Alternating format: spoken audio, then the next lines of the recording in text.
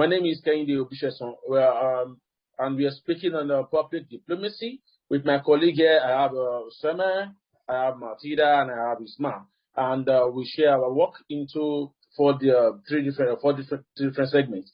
I will be taking on the public diplomacy and defining definitions of the public diplomacy, then trying to work on the model, the definitions of various scholars, and other examples related to public diplomacy. While Osama, she looks at the contribution on the sharp sciences, the soft power, the hard power, the media, and the public opinion.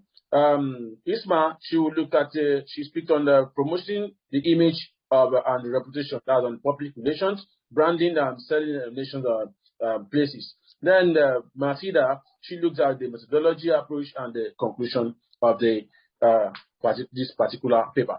Very quickly, what do we understand by public diplomacy? It could be defined or referred to as sponsored efforts by various governments with the aim at communicating with the foreign public.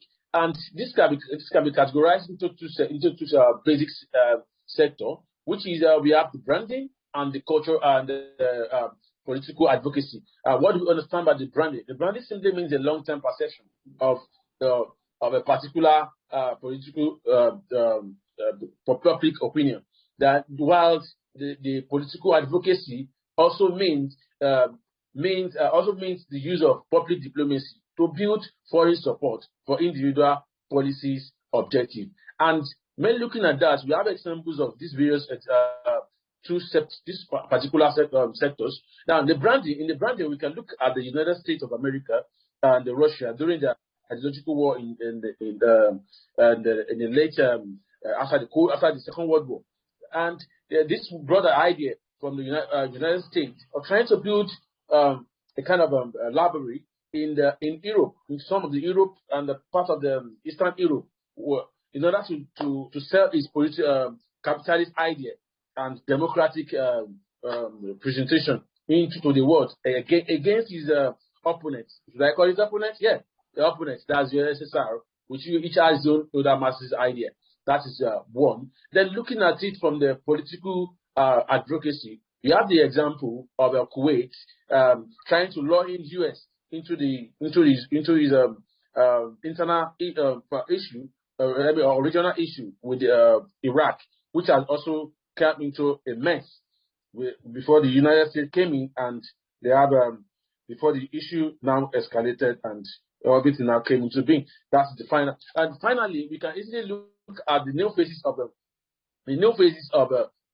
public diplomacy. We look at what Gilbert said in 2001. He said the new challenges of the needs for public diplomacy in the post-Cold War, the post-Cold War era, could be influenced by the interrelated revolution in mass communication, for politics and international relations. And also, we have the new phase or the new phase of public diplomacy came in 2001 after the attack on the United States. Now, quickly look at the people who have actually mentioned or say something about this public diplomacy. We have the Marino, Torch, Frederick, Sigezo, and all of them like that. We don't have enough time to make mention of all of them and what they actually said so far. But I think my colleague should be able to take it from there, from the soft power and hard power of the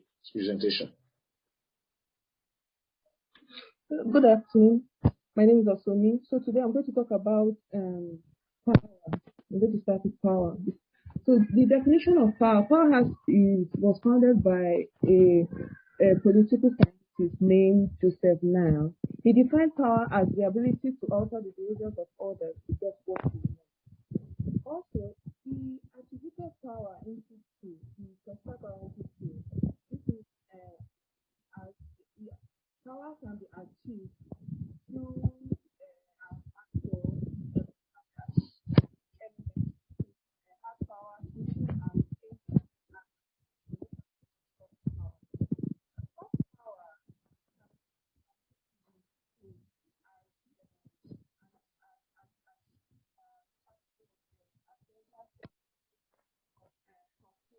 Osami, can you check the microphone? My son is crying. No, don't worry. Okay. Are you not hearing me? Yes, now you can go on. Okay. So, can I start from beginning or what? No, just where you left. Okay. Soft power has to do with the attribution, values, public diplomacy, which has to do with bilateral and multilateral diplomacy. While hard power has to do with military, economy, that is coercion, force, inducement, which has and sanction, which has to do with payment, aid, bribes, and the list go on. So diplomats, the concept soft and hard power have been well criticized. But now I'm going to just mention some criticism here. So a critic have argued that soft power is a confusing concept or that is suffering from many theoretical deficiency. Several suggested that it's not a type of power at all, because any source or even military force can become soft power if applied appropriately. A good example is humanitarian, the whole humanitarian aid process. And because of the many critics, now saw the weaknesses in the concept of power, soft and hard power, and created a new concept which is called smart power, which is a combination of hard and soft power. But a scholar called Koba Borins said no, there is nothing like hard and soft power. He does not agree with the idea of hard and soft power, but he talked about integrated power, which has to do with which looks beyond the concept of hard and soft power. So now we are going to go into media and public opinions. Public diplomacy is based on two complex relationships between three basic components, which is the government, media, and public opinions. Scholars have produced many useful studies, but they have not examined it as a whole, the media, government, and public opinion together. They have not examined it. However, when the 9/11 theoretical attack occurred, there was an influx of surveys, and they found out that the results and the findings of those polls showed that the effect to study was required to help in public diplomacy. However, I need to also examine another concept which is called CNN effect. CNN effect. Yeah, CNN effect. It is when it can cause individuals or organizations to react more aggressively towards subject matter being examined. For example, regular coverage of maybe tumor in the banking sector may result in investors running to get back their funds before the bank becomes non-existing. So thank you. Isma, back to you.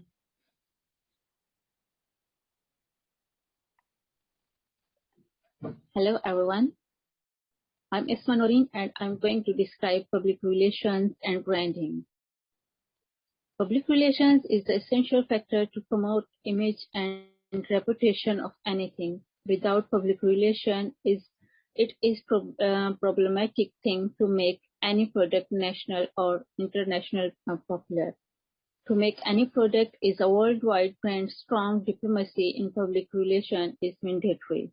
Besides, nobody can deny the importance of strong and healthy public relationship for promoting anything. Moreover, when we do not have strengthened public relations, so it means that we cannot make great influence of our products in a very less time spent. Besides it, advertisement is also advantageous for a company's reputation. Thus, it is proven that we can earn good image and up-to-the-mark reputation by having long-lasting public relations. Most of the best quality products frequently get fail and become notorious due to lack of public relations. Therefore, public diplomacy is highly recommended to make product a brand. And the second point is branding. It is true that brand is for more than a visual symbol and memorable tagline. It anchors the mission and vision, operating principles and tactics of an organization. A firm can sell its brand with great enthusiasm and can earn splendid reputation, but the main factors are the selection of particular nations and places to sell the products. It is an effortless job for a company to sell its products in a country where they have strong relations. It is the diplomacy to target some specific place and nation to sell its products. Brand name has its own identity. A company or country can cash its well-being easily in. It is the fruitful result of public diplomacy. Thank you. Thank you, Isma. I'm going to talk about methodological approaches. When it comes to methodological approaches, we talk about paradigms, case studies, and comparative analysis that are very common methodologies in social sciences and very useful tools for knowledge creation and advancement. When we talk about paradigms in public diplomacy, we talk about telediplomacy. It was an approach of Eman in 2001 that, according to him, telediplomacy is a convergence of two shifts, communication and diplomacy, and which has displaced the existing diplomatic methods, and for the first time in human history, under certain conditions, it also drives policy and determines the diplomatic outcomes. Another approach is system theory and Eastern philosophy. According to this approach, the analysis of public diplomacy must begin with the world system as the basis of unit for the analysis and not the nation state as had previously been advocated, because not all actors have equal access to public diplomacy. States and societies on the periphery are mostly on the receiving end of public diplomacy because most lack the communication capability to compete effectively on global basis. The dialogue-based public diplomacy of Riordan 2004 says that the only way to effectively deal with the contemporary global issues such as terrorism, environmental degradation, the spread of epidemic disease and financial instability would be through public diplomacy and close collaboration among governments, NGOs, and individuals. There are also limitations. For example, these paradigms are applicable only on exceptional or rare cases. They are very complex and difficult to operationalize as a working paradigm. They are mainly oriented towards practice and not towards scholarship. Case studies in public diplomacy may be classified into several categories, including actors, international organizations, public diplomacy instruments, target states or regions, individual leaders.